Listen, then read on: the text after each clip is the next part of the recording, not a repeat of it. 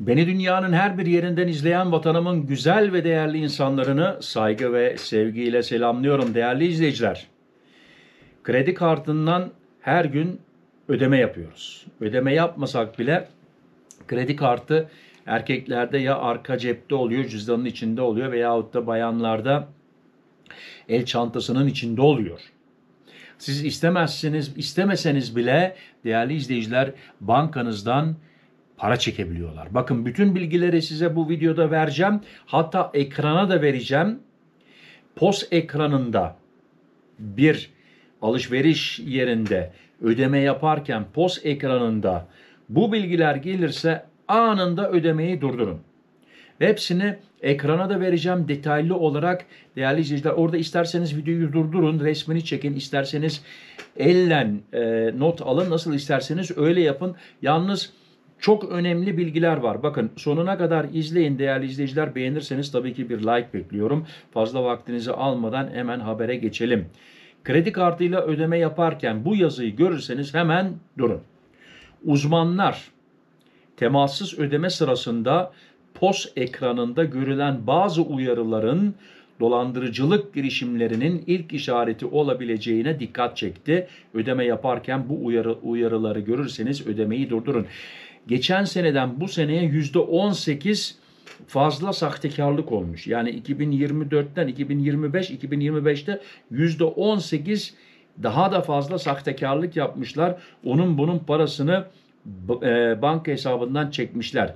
Temassız ödeme kullanımının yaygınlaşmasıyla birlikte uluslararası finans güvenliği uzmanları POS cihazı üzerinden yapılan yeni dolandırıcılık yöntemlerine karşı dikkatli olunmasını gerektiğini vurguluyor.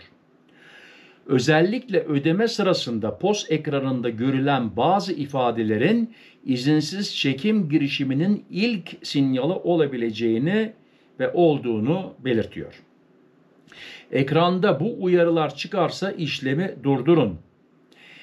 Siber güvenlik uzmanları temassız ödeme sırasında POS ekranında beliren, bakın değerli izleyiciler, şimdi ekrana veriyorum. Bunlar yazarsa işlem başarısız, tekrar deneyin veya tutar değişti veya onay bekliyor gibi uyarıların dolandırıcılar tarafından ikinci bir işlem denemesi için kullanıldığını ifade etti.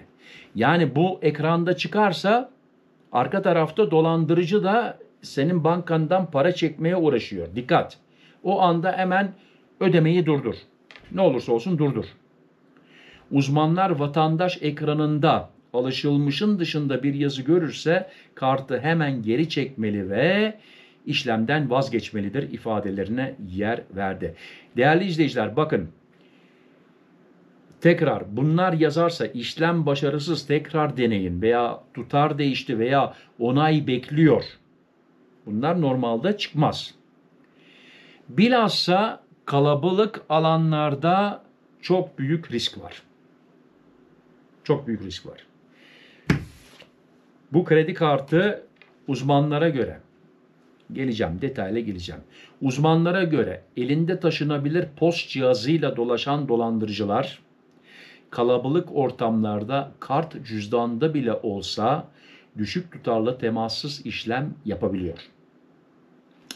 Türkiye'de 750 TL, değerli izleyiciler burada İsviçre'de bizim buralarda 80 frank, Almanya 50 euro mu bilmiyorum. Bana Almanya'dan da yazabilirsiniz. Bakın bütün dünya için geçerli bu. Onun altındaki işlemlerde çoğu kartın PIN istemiyor. Bu yöntemi cazip hale getiriyor. Yani demek oluyor ki sen şimdi otobüste gidiyorsun. Bu kart beyefendinin arka cüzdanının da kot pantolonunun cebinde. Adam yok mu ya şimdi? Diyelim ki bu cihaz, POS cihazı. Geliyor, POS cihazını sana yaklaştırıyor, arka cebine yaklaştırıyor. 750 TL'ye kadar Türkiye'de, 80 franka kadar İsviçre'de ama o limiti de tabii değiştirebilirsiniz. Benimkisi daha 80 frank. Yalnız bu haberi gördükten sonra onu 20 franka indirmeyi ben de düşünüyorum. Veyahut da hanımefendinin çantasına şöyle yaklaştırdı mı hop diye anında o parayı çekiyor. Neden? Şifre istemiyor. Ama işte onu da banka ayarlarınızdan ya sıfırlayın, devamlı şifre istensin veyahut da limiti canınız acımayacak kadar düşürün. Tabii ki bak dikkat, arkasıya da çekebilir. Bazı ülkelerde de değişiyor.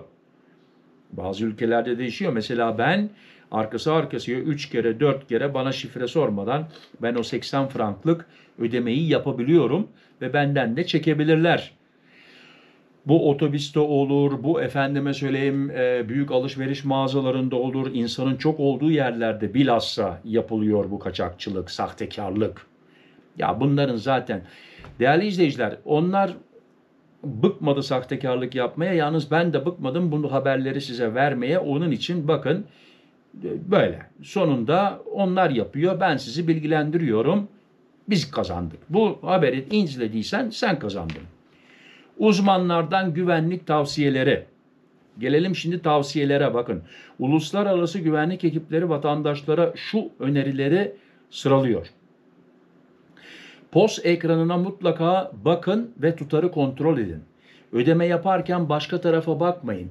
Yani birisi çok yakışıklı olabilir veyahut da güzel bir hanımefendi var, ona bakmayın, ekrana bakın. Ya biraz espri olsun ya, hep ciddi. İşlem başarısız, tekrar söylüyorum. Tutar değişti, onay bekliyor, tekrar deneyin gibi uyarılar çıkarsa işlemi anında durdurun. RFID korumalı cüzdan kullanın. Değerli izleyiciler, öyle cüzdan var ki bunun sinyalini dışarı vermiyor. Demek oluyor ki çekemez. Yani şifresiz çekemez. Veyahut da biraz evvel söylediğim gibi, dile getirdiğim gibi banka uygulamasından anlık işlem bildirimini açın veya temassız ödeme limitini düşürün veya tamamen kapatın. Ya düşürün, canınız acımayacak kadar. Benden 10 frank çekse bile benim canım acır. Çünkü 10 frank da para benim için. Veyahut da tamamen kapatacağız. Veyahut da cüzdanımızı değiştireceğiz.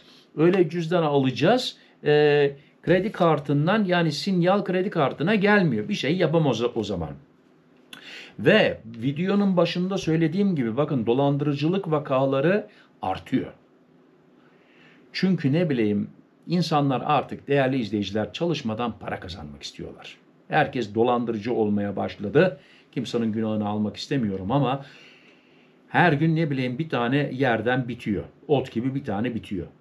Yani insanlar çalışmak istemiyor, hızlı para kazanmak istiyor. Avrupa Birliği. Bakın Türkiye'den konuşmuyoruz ha. Almanya, Belçika, Hollanda, İsviçre, İsveç. Avrupa Birliği 2024 finansal güvenlik raporuna göre temassız ödeme üzerinden yapılan dolandırıcılıklar geçen yıla kıyasla %18 arttı. Türkiye'den konuşmuyorum. Avrupa. Uzmanlar sistemin güvenilir olduğunu, ancak kullanıcıların temel önlemleri ihmal etmemesi gerektiğini belirtti. Aslında çok güvenli bir sistem. Sıkıntı yok. Ama biraz evvel dile getirdiğim gibi ya temassız ödeme limitini çok düşürün veyahut da tamamen kapatın değerli izleyiciler. Bu kadar basit. Hele şimdi Avrupa'da Noel Bayramı, her yer böyle insan dolu, alışveriş marketler, mağazalar, alışveriş yerleri, shopping center'lar filan fincan, Black Friday bilmem ne zarttır zurttur. İnsanlar böyle, bazıları tabii ki 13. aylığı da aldı, sevinç de var. Hepsi hücum edecek alışveriş marketlerine. İnsanlar orada da dolandırıcılar var. Bizim paramızı çarpmaya bakıyorlar. Benim de görevim sizleri bilgilendirmek. Sizleri uyarmak, sizleri aydınlatmak değerli izleyiciler. İnşallah bu haberler işinize yaramıştır. Yaradıysa bana lütfen rica edeceğim, gerçekten yorumlarda yazarsanız. Bir nokta bile olsa bana çok büyük faydası var. Beni YouTube daha fazla ilerlere atıyor. Bir like verirseniz değerli izleyiciler, videomu sizler de paylaşırsanız WhatsApp'tan, WhatsApp status olabilir, Facebook'tan, Instagram'dan, TikTok'tan, artık ne varsa bilmiyorum. Gençler zaten, onlarda daha çok şeyler var. Onlar çok yerlere bakıyorlar. Oralarda da tabii ki benim reklamımı yapabilirsiniz. Şimdiden hepinize canı gönülden teşekkür ediyorum. Yeni gelen abonelere hoş geldiniz, sefa getirdiniz diyorum. Teşekkür ediyorum, gurur duyuyorum. Ve en sonunda ne diyorum? Kendinize dikkat edin, sıhhatinize dikkat edin. Sıhhatli kalın, benimle kalın. Hoşça kalın Murat.